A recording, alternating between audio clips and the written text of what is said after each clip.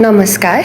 Counsellor सेवा विभागले कागजात प्रमाणीकरणको कार्यलाई सहज बनाउन नेपाल ई-अटेस्टेसन सिस्टम सञ्चालनमा ल्याएको छ। प्रहरी चारित्रिक प्रमाणपत्र बाहेक अन्य सबै प्रकारका कागजातहरू प्रमाणीकरणका लागि विभागको आधिकारिक वेबसाइट doc.नेपाल.consular.gov.np मा जानुहोस्। प्रहरी चारित्रिक प्रमाणपत्र प्रमाणीकरण बाहेकका प्रमाणीकरणका लागि अन्य कागजात प्रमाणीकरण प्रणालीमा क्लिक गर्नुहोस्। अब अन्य कागजात प्रमाणीकरणका लागि अनलाइन फारम भर्ने तरिका सम्बन्धी जानकारी यस प्रकार रहेको छ। जानकारी पढिसकेपछि मैले माथि दिएको अनलाइन फारम भर्ने तरिका पढेमा क्लिक गर्नुहोस् र क्याप्चा सक्सेस छ भने नेक्स्ट गर्दा हुन्छ। यदि क्याप्चा सक्सेस छैन भने टिक लगाएर सक्सेस आएमा नेक्स्ट गर्न सक्नुहुन्छ। त्यसपछि प्रमाणीकरण गर्नुपर्ने कागजवाला व्यक्तिको विवरण मागे बमोजिम भर्नुहोस्। साथै सम्बन्धित कागजवाला व्यक्तिको फोन नम्बर अनिवार्य रूपमा हाल्नुहोस्। विभागले सम्पर्क गर्नुपरेमा या आवेदनको स्थिति अप्रुभ वा रिजेक्ट भएको खण्डमा सोही नम्बरमा SMS जानेछ। राहदानी नागरिकता खण्डमा भने जुन कागजको नम्बर हाल्नु भएको छ सोही कागज अपलोड गर्नुहोला। अपलोड गर्दा सिस्टम आफैले फाइल साइज एडजस्ट गर्छ। नेक्स्ट गरेपछि सिस्टमले रेफरेन्स नम्बर जेनेरेट गर्छ। यो रेफरेन्स नम्बर पछि भुक्तानी गर्न र अपोइन्टमेन्ट लिन आवश्यक हुने भएकाले यसलाई सुरक्षित राख्नुहोस्।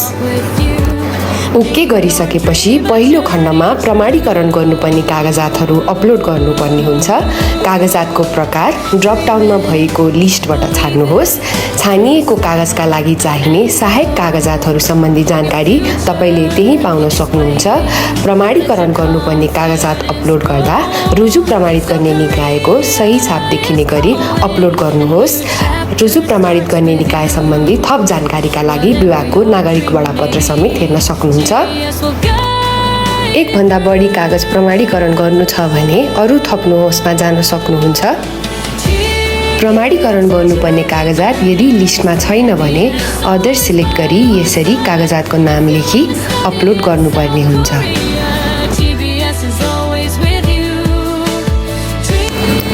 अन्य सहायक कागजातहरू दोस्रो खण्डमा अपलोड गर्नुपर्ने हुन्छ।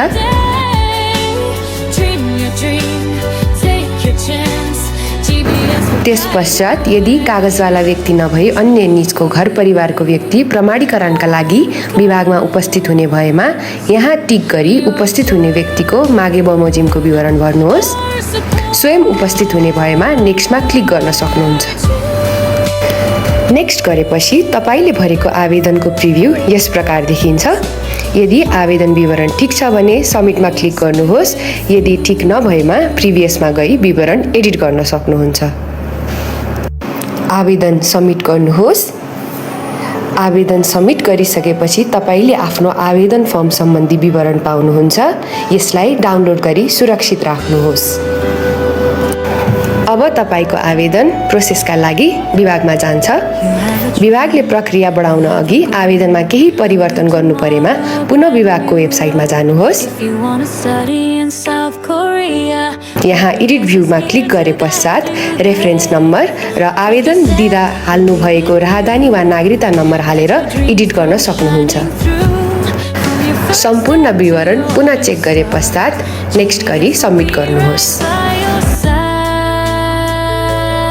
अब काउन्सिलर सेवा विभागले तपाईँको आवेदन प्रक्रिया अगाडि बढाउँछ।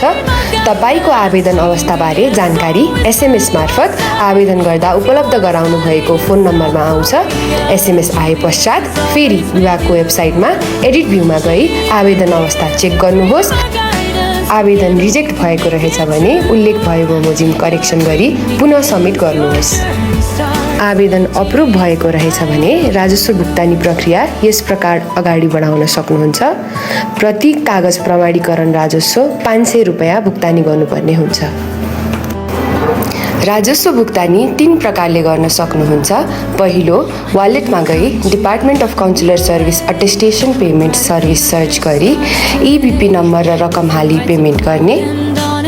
वा दोस्रो अनलाइन बैंक भाउचर डाउनलोड गरी ग्लोबल IME मार्फत भुक्तानी गर्ने। भुक्तानी पश्चात चेक पेमेन्ट स्टेटसमा क्लिक गर्नुहोस् वा तेस्रो पे नाउमा क्लिक गरी क्युआर स्क्यान वा वालेट मार्फत भुक्तानी गर्ने। पेमेन्ट सक्सेस भइसकेपछि अपोइन्टमेन्ट बुकिङ खुला हुन्छ। आफूलाई अनुकूल हुने डेट छान्नुहोस्। डेट छाने पश्चात तपाईले टाइम स्लट छान्नुपर्ने हुन्छ। टाइम स्लट सिलेक्ट गरेपछि कन्फर्म अपोइन्टमेन्टमा क्लिक गर्नुहोस्। तपाईको अपोइन्टमेन्ट डिटेल्स यस प्रकार देखिन्छ। डाउनलोड अपोइन्टमेन्ट कन्फर्मेसनमा क्लिक गरी फाइनल अपोइन्टमेन्ट कन्फर्मेसन डाउनलोड गरी सुरक्षित राख्नुहोस्।